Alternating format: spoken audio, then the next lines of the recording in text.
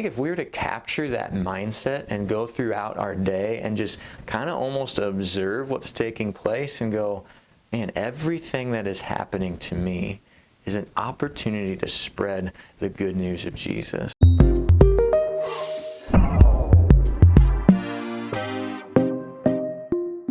What's going on, Grace family? And welcome back to our midweek check-in. So we did it. We have had the last sermon of the last level of our new mission and vision here at Grace of becoming a church that is making disciples who make disciples. So last Sunday we had the opportunity to learn from Luke chapter 10, and we saw 10 things to learn when it comes to living on mission for Jesus. And so our first point of application in that was to live sent. And I hope that really helps when it comes to kind of being intentional about being a representative for Christ, that it really is our identity. It's really something that God has entrusted to us, that we are to be His ambassadors and we are to be His representatives in every area and every stage of life. So just to create that mindset of living sent. And so this morning I was actually reading from Philippians chapter 1. I just thought Paul captured that perfectly. I wanted to share that with you and just kind of create that picture of what it really looks like to live sent. So this is Philippians chapter 1, and it's verses 12 through 14. And he says, "And I want you to know, my dear brothers and sisters, that everything that has happened to me here has helped to spread the good news. For everyone here, including the whole palace guards, knows that I am in chains because of Christ. And because of my imprisonment, most of the believers here have gained confidence and boldly speak God's message without fear." So here Paul is sitting in prison, and he throws this statement out that everything that has happened to me has helped to spread the good news.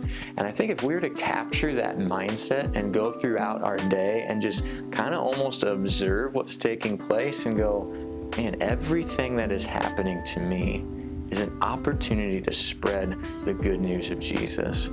And so I just want to encourage you in that, wherever you find yourself this week, whatever circumstances are happening around you, what would it look like if we captured that mindset that everything that is happening to you is to live sent, is to do what Paul is saying here? It has helped to spread the good news of Jesus Christ. And there's actually a few verses above that. It's a prayer of Paul's that I wanted to read through that I think connect with that really well. "I pray that your love will overflow more and more, and that we keep on growing in knowledge and understanding. For I want you to understand what really matters, so that you may live pure and blameless lives until the day of Christ's return.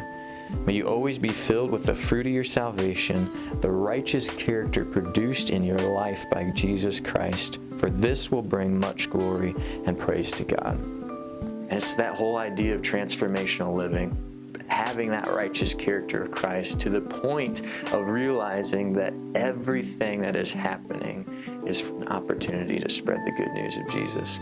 So some things to think about, some things to pray through. Know that I'm with you in that and applying that to my own life as well, but let's own that identity of living sent.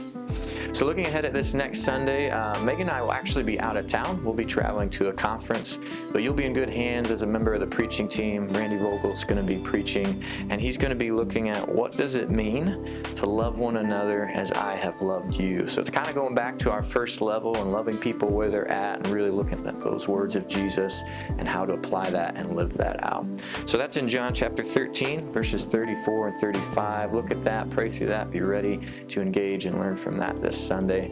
And I'll plan on seeing you in a couple of weeks. So thanks so much, church. Be here Sunday morning at 9 a.m. Have a great week.